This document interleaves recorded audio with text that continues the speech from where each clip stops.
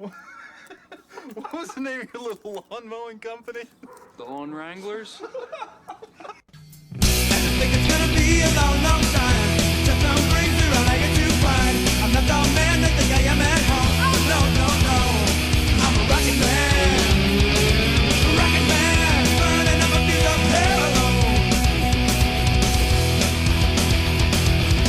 And I think it's gonna be a long, long time. Just don't bring through, I like it too fine. I'm not the man. Hello everyone, welcome to Wrangler RoundUP, episode 10. I am Larry O'Neill and this is Bill Rodgers. Bill is an esteemed runner known for his Boston Marathon victories during the 1970s. Bill won his first Boston Marathon in 1975 at the age of 27. He then went on to capture 3 more consecutive Boston Marathon victories from 1978 to 1980. Rodgers also racked up 4 straight wins in the New York Marathon from 1976 to 1979. Rodgers is an advocate of lifelong athleticism. He has authored several books including Marathon Man, Lifetime Running Plan, and The Complete Idiot's Guide to Running. Welcome to the Wrangler RoundUp, Bill. We're excited to have you. Thank you, Larry. It is good to be here in Akron, and good to meet you again. I like what you do. I like the fact that you're a teacher. I was a teacher for 3 years. My dad was a teacher. So I don't know, pretty good profession. Teaching and running just go hand in hand. Yeah. I think so.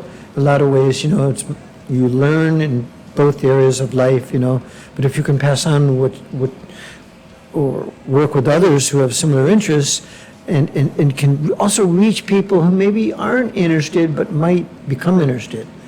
And whatever you're teaching, very important. You teach history, very important, And running is important too. I think in certain strange ways, our health, I wouldn't have said that so much years ago. I believed it, but it wasn't so important. Now I'm older, so it's a different thing. So, Bill, you talked about your father, and I know you grew up in Connecticut. Yes. And so in high school, you played hockey, is that correct? Well- And baseball before there was a cross-country team? Well, when we were kids, we played all the sports, because everyone did, and we all had bikes. We rode our bikes, But hockey was just going out into the swamps, and we would find some open ice and we'd mess around a little bit. But I was a Boy Scout. We walked around a lot. We went out hunting and our BB guns or whatever and fishing. So we were active kids. Yeah. Because we lived near the edge of the woods, sort of, in Newington, Connecticut, right outside of Hartford. And so in high school, as I understand, there was no cross-country team when you first came into the school, and it was a new team? It was brand new the year I got to high school, 10th grade.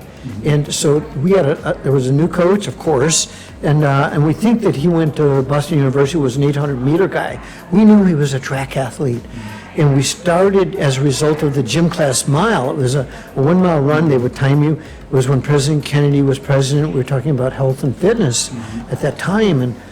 And I ran the fastest time, in the school. And so I think it was because we were all riding our bikes. And, so that helped give you your cardio, your strong heart and stuff. And we didn't run very far in cross country. We would run 2 miles, 3 miles. But it was just for fun. It was fun. Is that when you realized that, hey, I got some ability in this running? I saw an article in the paper after that, and my coach said something about me, and that really lifted me up, and got me motivated. So, and I think that's, the absolute key is when we try to reach young people, is if you support them, they will always come through. Most of the time, they're going to come through if they have support, You know that as a teacher and everything. We were just talking about teachers motivating and Yes. developing and sowing those seeds. Yeah. And it sounds like that's what your coach Yeah, did. and suddenly you say, oh, that's okay, I can do this. I'm not very good at this, that, or the other thing, but maybe I can do this. And then you took some time off from running after college? Yeah, I quit running for about a year and a half, because for me, running was always your teammates. Run with your friends, like me, Charlie, my brother, and Jason, our best friend, in high school. It's just, That's what it was. And it was nuts and bolts. So I moved to Boston and got a job there in a hospital. I was an escort messenger, pushing people around on stretchers and taking blood samples around and such. And so I was always moving. It was kind of a little bit of exercise, but I thought I was done. I was retired, you know. But And you were smoking at this time too, right? yeah, I started smoking at that time. It was a very tough time in the United States. It reminds me a little bit in some ways of today, where there seems to be a lot of disagreements amongst people, and there was then too, politically and such, but It's the Vietnam era. yes, the Vietnam War was going on. It was kind of a tough for those families whose people went over to the war. You know, some of my friends were in the war, some of my friends after the war. You know, but I was very lucky. You know, I did my selective service. I was a conscientious objector, and so that was a learning experience too. In fact, that's one way I quit smoking, because I took some people down to the operating room and I had my Winstons in my pocket, you know. And this guy jumped off and he said, "You should get rid of those." Then he lit up a cigarette. And I said, "What the heck? This is dangerous." Yeah. Do they still even make Winstons? Are they still on the market? That's a throwback. I think they are. I like them. So it's about this time that you get into a group again? Is that what gets you out of your... You know what happened? At that point, the only thing I had in the world of any financial value was my used motorcycle, my Triumph 650. I borrowed $1,000 from Jason, my roommate, former high school track team, Newington High School teammate, and I bought this used Triumph. It got stolen. Then I had nothing. And then on top of it, I got fired from my job. I wanted to start a union and everything with other people, and we got kicked out and lost my job, and so there was nothing else. I said, you know what? I'm going to go back to running. Running always, it lifts all boats. It gives you strength. It gives you strength. It doesn't tear you down, it lifts you up. So I didn't think quite like that, but inside my mind, I think I did. I joined the Boston YMCA, started using a rowing machine, run around on their little track, you know. And I lived right around the corner, me and Jason did, from the Boston Marathon. My college roommate won Boston, Amby Burfoot, in '68. And we said, we had no idea what the marathon was. We knew it was 26 miles. But Amby had a dream to win it, because the last American to win Boston was Johnny Kelly from Mystic, Connecticut, who was Amby's cross-country coach. So it shows you the connections, you know, that are so powerful in giving people focus. Like Amby had that focus. And then he had to keep going, and he won. Well, he motivated me. Jeff Galloway was also at our small college, Wesleyan University in Middletown, Connecticut, a little Division III school. I thank Amby for getting me involved with Wesleyan and all that. And but when I moved to Boston, we saw the marathon. I said, now I understand. You have to see it. It's like here in Akron, you have 20 years now of the Akron Marathon. And Ohio is a big state for athletics, marathoning, race walking, ultra racers. So you've got that background, and that feeds to other events to start up, you know. But I didn't know what the heck I was doing. I noticed you the first time we run that marathon, right? Yeah, so I didn't finish my first marathon. Yeah, talk about that. So you stopped at what mile? I made it to the top of Heartbreak Hill. That's 21 miles. And by then And that was your first marathon. That was my first marathon. These are the days before you had to qualify to get... Yeah, you did not have to run a marathon to qualify. You could qualify with a 10-mile, whatever the BAA wanted, and there were only like maybe, I think, 1,000 runners in the race. But I started too fast, no mile markers, no water on the course, and I didn't know how to pace myself. So they've come a long way, haven't they? Yeah. Yeah, today, marathoning, distance running, athletics, worldwide, global sport, very professionally run. And, you know, one thing thinking was, here in Ohio, with a long history of marathoning, I think Akron has kind of very, very high level of professionalism, the way they treat the runners and take care of the runners and treat them with respect and make sure everything's run so well. And you don't get that all the time, and so it's hard to do, to get the staff and everything, Yeah, they do a phenomenal job here. We had Laura McElrath, who's the director of operations for the Akron Marathon, on our last show, and we were just going on and on about how well organized the marathon is here. On a side note, I have a few friends in my running club who are running their first marathon just 2 days from now. Okay? Shout out to Tommy Boy and Big Tim Gartman and Kyron. I know it's your first one. So we have a legend with us. And Bill, what would you say to these first-time marathoners? What's some advice? Simple. It's simple.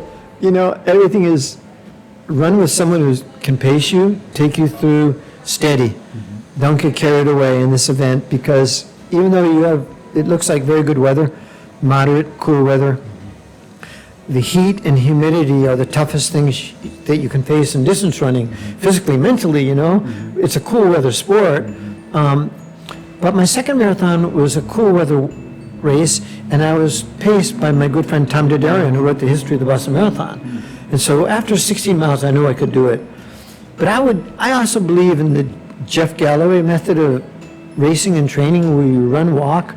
So you run a certain amount of time, and then you walk too, because we have a great ability to recover from running when we take a short break from walk. And that way you can get your drinks too, because this is a sport where you really want to take your drinks and water or Gatorade. I like a mixture of the two.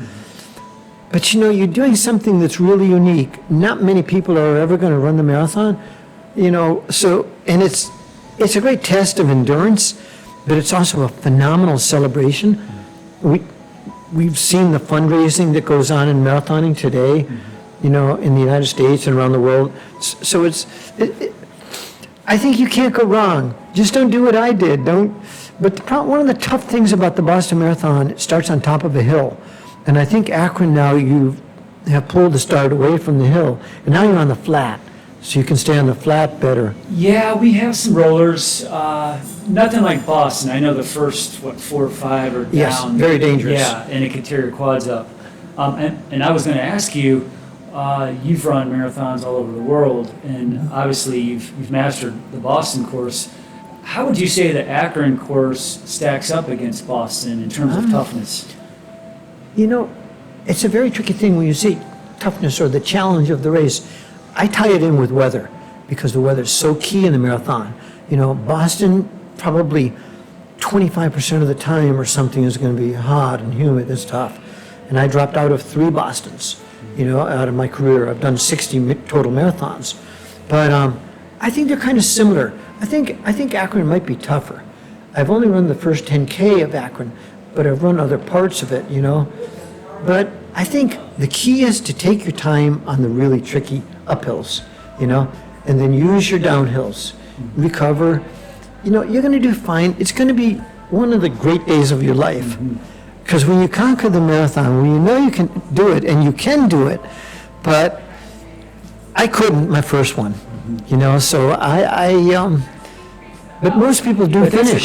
That's a great story. I mean, I love the fact that you didn't finish and you came back and you conquered it. Right? Yeah. That's what we live for. I mean, a friend helped me, and that was the key, And then we just ran together, because I had to get beyond a certain point in the marathon, like 16 miles.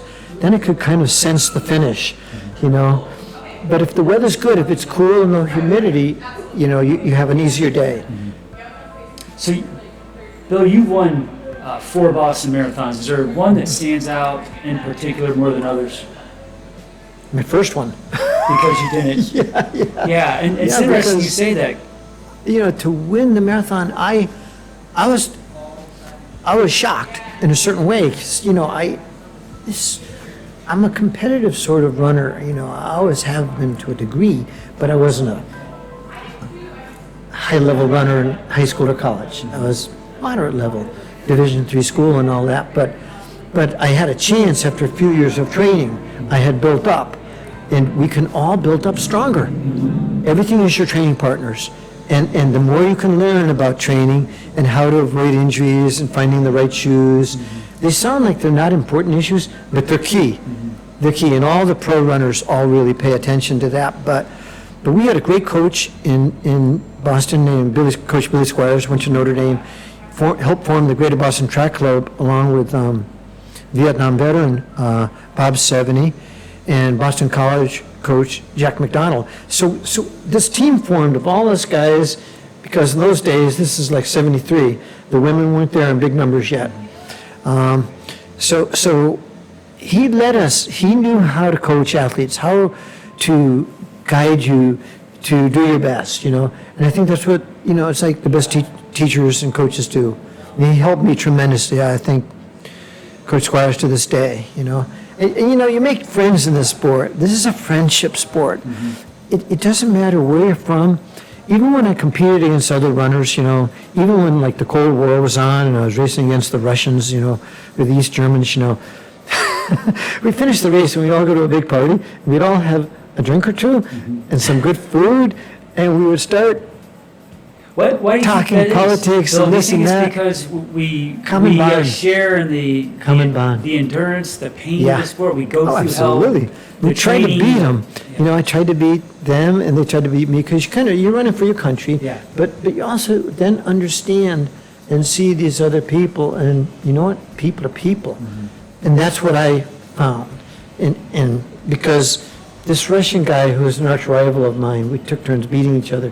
I later met him at the Moscow Marathon years later with Fred Lebo, the New York Roadrunners Club president, and I was there with a group of American runners that were going to run the first Moscow Marathon. So I think at an individual level, the politics are different. I don't know how to say that, but other than that, except that... What's a human level, right? I mean, like yes, you said, a human politics level. aside, Human level. Yeah. And that's everything. Yeah. I think that's our sport. Yeah, I agree with you 100% on that. Even in local rivalries we have in town, True. I mean, there's the competition side, which is if you want to really compete, you can find it in the sport. Yeah. Because this is global sport too. Yeah. I mean, this is, man, if you want to get going, this is it. And it's true for men and women. So it's like soccer. It's got that on its side, and so it's a wonderful sport. I know you're a big believer in running clubs. I just mentioned mine. What running club did you belong to? Is the Boston? Greater Boston Track Club. Yes, and what are the benefits of belonging to a running club as opposed to trying it solo? You learn from your teammates. Your teammates push you a little bit, or they'll help you out when you're struggling. Maybe wait for you when you're having a bad day. And that's true for everybody, because we all have bad days. And I think we all lift each other up, though. It's that, I don't know how to describe it, team psychology, that, when you go into a race, I remember going to Japan with my good friend Tom Fleming, fellow American, and we were racing against top runners from around the world, from Italy, England, New Zealand, Japan, Russia, wherever. And you see each other and you give each other a thumbs up because you run together, it's your teammates. And there's something special to it. If you aren't a member of a club, I think you get so much out of it. I would encourage anyone to join a running club because you're only going to benefit. I think most people are afraid. They're afraid to try a new sport. And I wasn't too good in a lot of sports, I was too, but this is such a welcoming kind of sport. The door is open to everybody. And I really believe in walk running, the Galloway system. Because you don't need to be a runner, but walking is great, as well. Sports like that, cycling, swimming. My wife always says, and I've said it before, movement is medicine, and that's what her mantra is. She's not a runner, but she moves, she walks, she hikes, she cycles. Yeah, absolutely. She says, Larry, I don't know how you outrun, but I'll walk, I'll hike. Yep. And I definitely believe that there is truth to that. Yeah. Yep, and I think there's more runners. There's probably, I think 30 million Americans are runners. I've heard that statistic way back.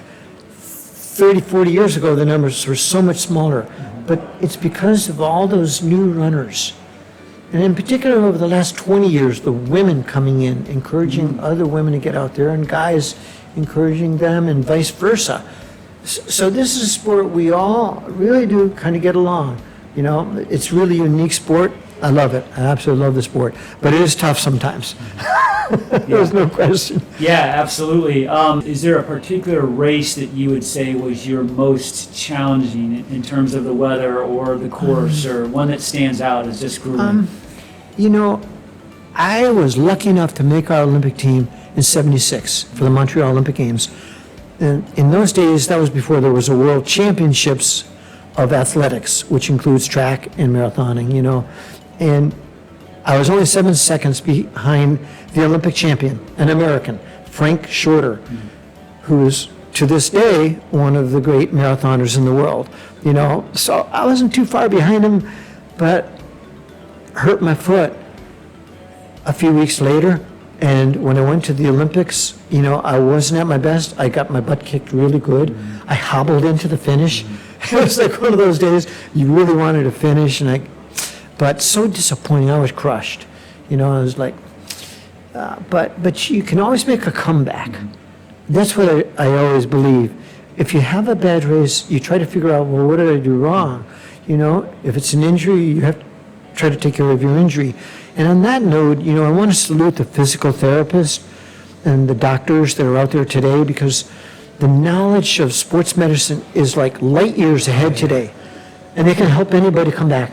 Yes. If you do get an injury like Achilles tendonitis or shin splints or something, most running injuries are not that bad or something. This is, I call it the good health sport. You know, and I know Summit Health is involved here with the Akron Marathon, and that is such a great connection, because I think events like this can reach people who might take a look at it and say, well, maybe I will try that 5K or that 10K. You know, I saw that person go by, you know, and I think all runners and walkers, athletes, they inspire other people, but you have to find a way to get going, you know. But I think sometimes just someone seeing someone out there, you inspire them, you know. But that's the nice thing about Akron. It's not just the marathon. You have the half marathon option, and you have the relay Yes. option. So maybe Yes. someone, as you said, who can't run that half marathon distance Yeah. or the 26.2, they can run 4 miles on a relay and just Yeah. get their feet wet and I mean- get introduced to the sport. Absolutely. I started running 2 or 3 miles, you know. I didn't run a long run until 3 years later, you know. So, but it's just because I was training for short races like 2.5 miles. But, and then you've got in the Akron series, you've got a 5K and a mile and everything. So you just go to your local track or park, you know, and you go out there and you have your watch and you time yourself, and don't push you too hard, and you run a little bit, then you walk. But in the summer, you go out early. You beat the heat, you know, and you have your Gatorade with you, your drinks or water, and run with a friend, you know. Running club. Running Get club. into running club, yeah. Yeah, Bill, are you ever too old to get into running? I don't think so. No. I'm getting quite older now, you know, it's really unique, but there's so many people out there today. You know, 40 years ago, there was just Johnny Kelly, the elder, and then there was Johnny Kelly, the younger. Before that, in the 20s, 30s, 40s, there was Clarence DeMar, the 7-time Boston Marathon champion. You know, but today, we know that by being active, you live healthier, you live at your peak, I think. So I think more and more people, I can tell you, the races I do now, I can't, in my race, these 70-year-old guys, I'm 74, I can't beat them. Because they started maybe when they're 60 or 55, and they're really strong. Yeah. So they save their legs a little bit. People don't think 70-year-olds are strong. Yeah. Well, I can tell you, at every race you go to, there are going to be some people that if you take a look at them, they're pretty tough. I mean, they just built up their cardio, and when I went over to the Goodyear Blimp site today with a fella, Bob. He works for the race, and he told me he's done 100 marathons, and how he and his wife got into the marathon, and he's 67, and you know, so it's, you can't let your age stop you, you know. So what does your training and race calendar look like these days? It's very different because, I was a marathoner for 25, 27 years, 30 years. But, I cut back the older I got. In my 40s, I didn't do as much as I did in my 20s, 30s. But everything changes. And to me, I ran 1.5 marathon last year. That was like a marathon for me. It was a hard race, but it was a great race. It was fun to train for it, And I did a couple of cross-country races this year. I did the Falmouth Road Race in Cape Cod this year with Frank Shorter and Joan Benoit Samuelson, who is the Olympic gold medalist from '84 Olympic Games in LA. And she always beats me these days. And she is flying still, but she's 65 years old. So I think in this kind of a sport, this lifetime kind of sport, Larry, like cycling or swimming, the sports world is changing. It is changing, but we have to give a salute to those athletes. You know what I'm saying? Most of the money in media goes to other sports, but I think we have to take a look at what people are doing as they get older too. So I think that shows up in sports like road racing and marathoning, swimming. We have your age group stuff. Yes. I love the age group stuff. Yeah, because you can't go out and play football at the age of 60, but you can go out and run a marathon at the age of 60. Absolutely. And I know during COVID, I know you did a couple of interviews and you talked about the benefits of running or cycling and how hopefully coming out of COVID, our healthcare system would look at some preventative healthcare instead of prescribing medication. Hey, how about go out and walk a mile today? Yes, absolutely. Go out and cycle. In October, I'm going to go down and meet with a group called the Boston Bulldogs. And they're like about 100 runners. And they were hit with drugs, or caught up too much with alcohol, whatever.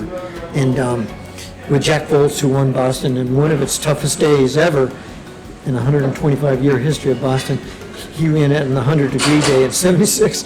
But I've met some of them before. These are the Boston Bulldogs? Yeah, the Boston Bulldogs. And so these people are trying to free themselves, this tough disease, and they have. They're really tough-minded, but it's that group thing. You work together. And I met a lot of them at the Boston Marathon a couple years ago. And so we're going to meet with them. I want to hear some of their stories. I really believe that we know we've been hit as a country by this issue with opioids and everything. And we have to, if we work together with the running clubs, and this Boston Bulldogs affiliation, I'm sure there's other groups around the country. We have Running to Be beat it. Well here in Akron. Keith Johnson, shout out, he's been on our show, and he does the same thing. He works with people in recovery. There you go. And it's Running to Be Well. It's the idea that... It's like me, I was a former cigarette smoker. Hey, I think that's even tougher. But I admire them having the guts to get going. But you need your teammates, Yeah, you need your teammates. I agree. I think that's critical, having that good support system, that network of people that push you and hold you life is accountable. good. Yeah. I mean, life is good if you seize the day. You got to seize the day with your friends, and then you're gonna be fine. Yeah. You're gonna get the best out of life.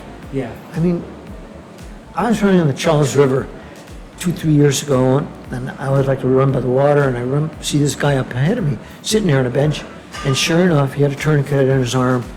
I said, oh man, he reminded me a little bit of myself. I never did drugs or anything like that, something like that.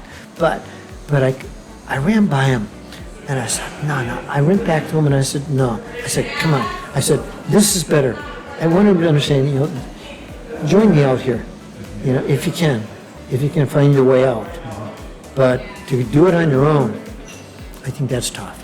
Very tough. Speaking of addictions, and this is an addiction, but rumor has it mayonnaise on pizza, nacho cheese. Can you speak about the pre-race meal?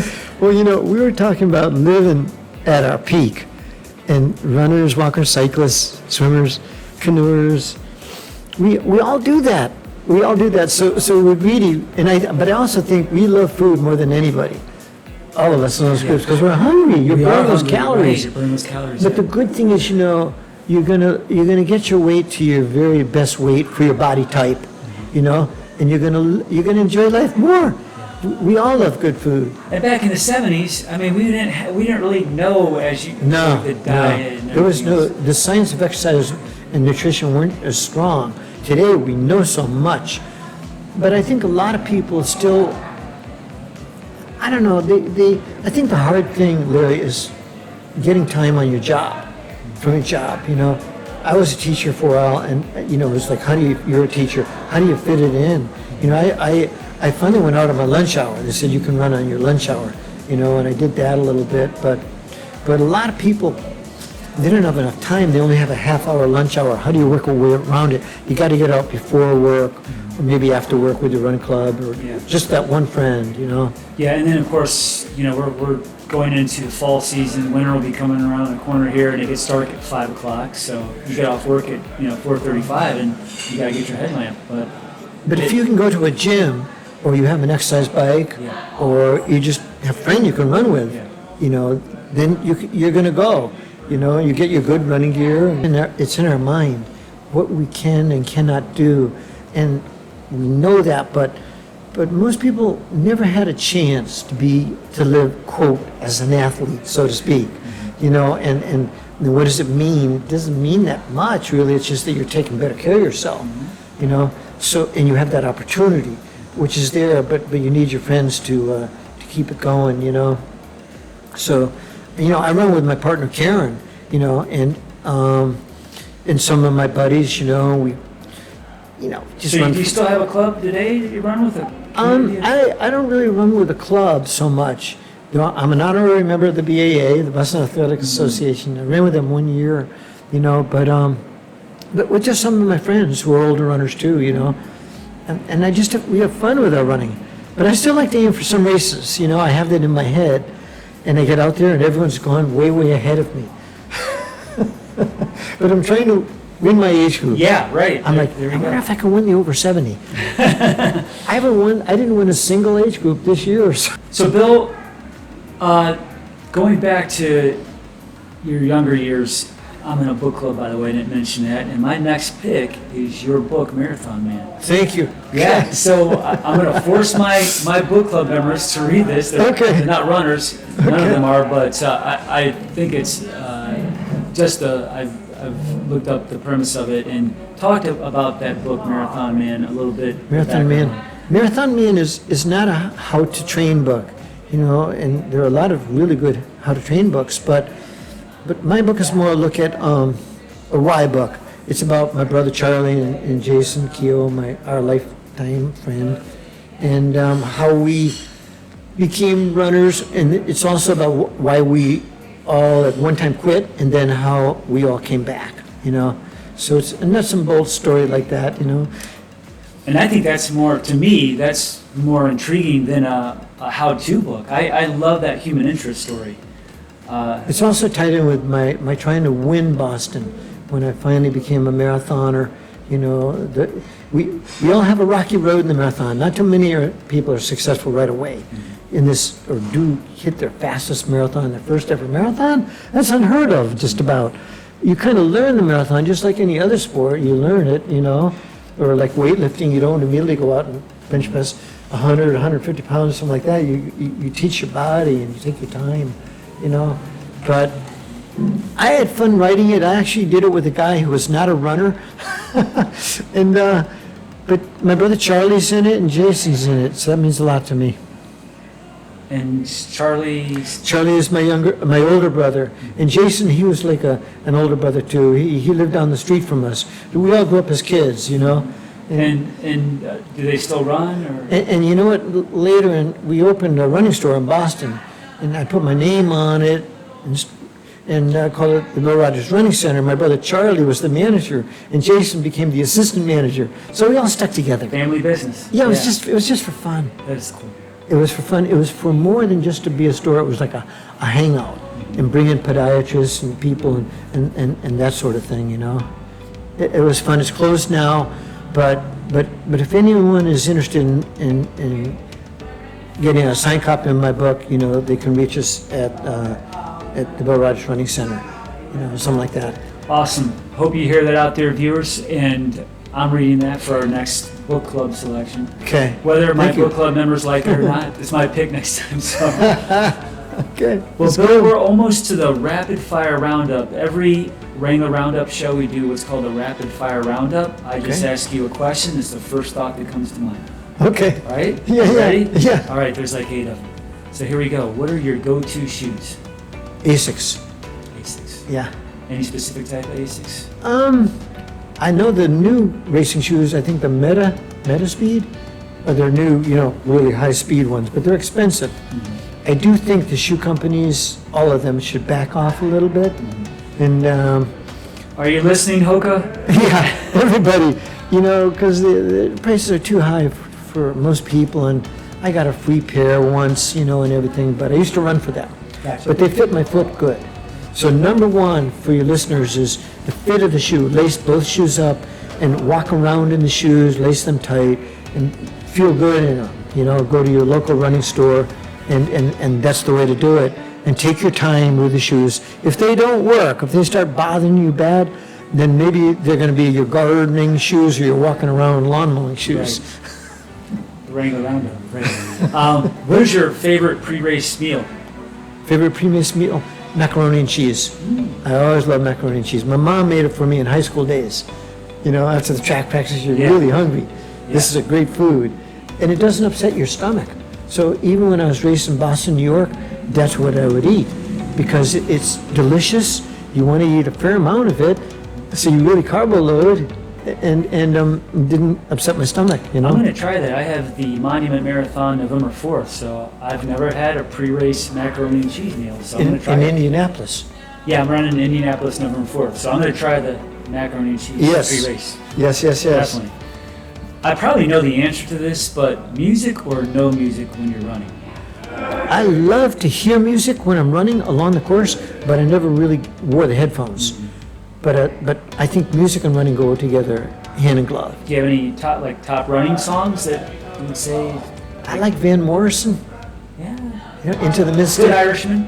Yeah, he has a lot of great songs, but I like all music, and I love they had the rock and roll marathons and everything, but I think they lift us runners up. I don't know, it's just something powerful about music. So it's so important during a race. If we can hear it, that'll be a good race. Yes, absolutely. Gets the blood flowing. Favorite local running spot, I think. When I lived near downtown Boston, I used to run around in Jamaica Plain and run around Jamaica Pond and that area. Now I Mile and live, a half loop? Is that yeah, it? mile and a half loop, and it was close to home. Bathrooms were right there. There was a drinking fountain, and when you're a new runner, you're like, how far can I run? I can't run too far, and that's the way I felt. But I love the loop too, because I knew what I was doing, how far I was going. But now I have loops from my house, but Karen and I go out to a place called Assabet. It's like a park, a big park. You can run on trails. Because I love trails, like cross country and everything, And it's a little slower, but it's fun. Yeah. You look for wildlife. Yeah, and changes scenery. I like the trails. They're peaceful. Yeah, Yes. you don't have to dodge traffic. Yes, absolutely important. And for the new runners, please run facing the traffic and be on the sidewalk. Favorite race, Bill? My favorite race? I'm going to probably have to go with the Boston Marathon. You mean individual race? Do you have everything? one favorite race that of all time? It would be 75 Boston. First time you won it. Yeah, because it changed my life.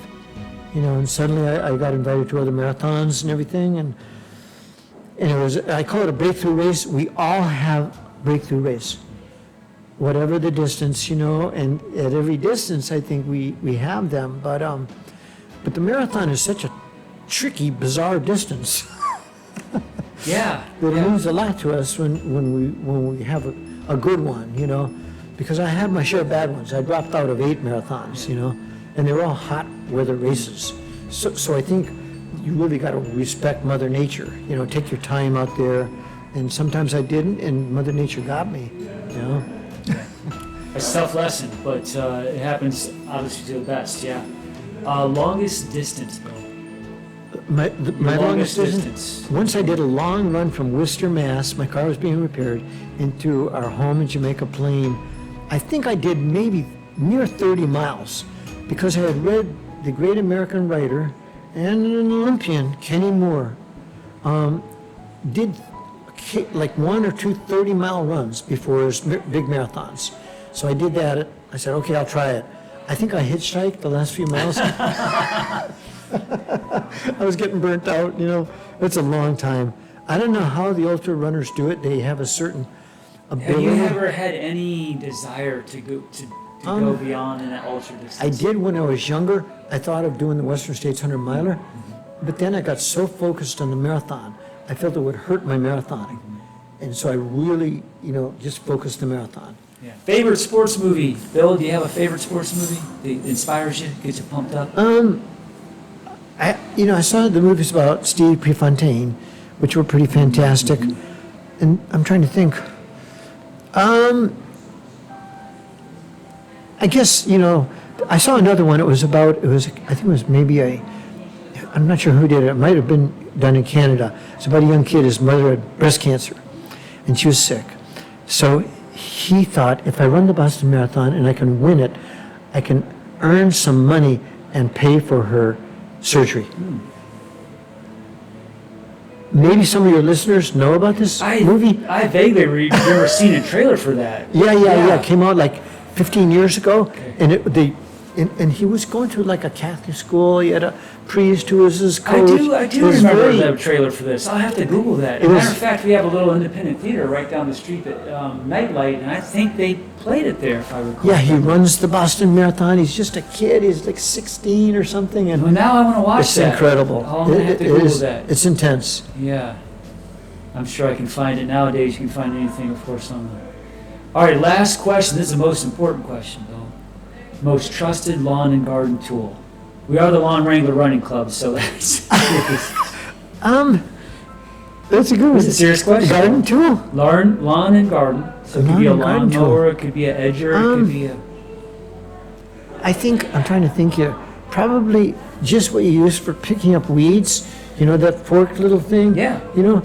Because I remember doing that when I was younger. Right, When I yeah. was a kid in our yard. Yeah, oh yeah, I remember doing that as well.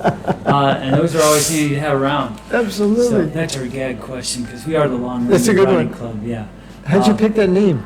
We had a landscaper years ago when we first formed, and we used to always just run the Akron Relay. This is before I started running marathons, and he would always be late to the track workouts because he was coming from a landscaping job. I was a landscaper. Yeah, That's a so hard the job. lawn wrangler, wrangling up the lawn, and there's also It's a good name. a goofy movie in the 90s, and these guys all go into life of crime, but they're a bunch of screw-ups. And their cover-up for their were crime good at outfit it. is called the Lawn Wrangler landscaping outfit. So it's just a goofy, but we have a flaming lawnmower.